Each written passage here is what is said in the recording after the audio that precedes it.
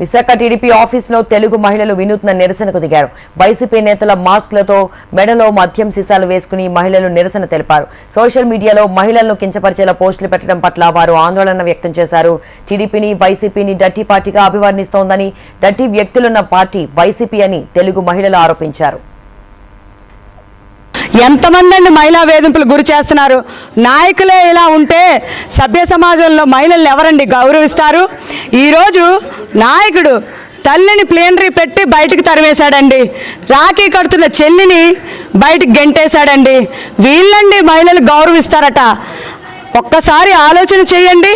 మీరు ఎక్కడైనా మహిళలు వైనాట్ 175 అట. ఆల్వేస్ చీటింగ్ పార్టీ ఈ వైసీపీ పార్టీ.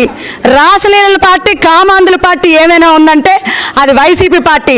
గంటగా అరగంట అర్ధగంట ఎప్పుడు వస్తావు? ఇలాంటి మాటలతో మీ పార్టీ నేతలే ఈ సమాజానికి ఒక మెసేజ్ ఇస్తున్నారు.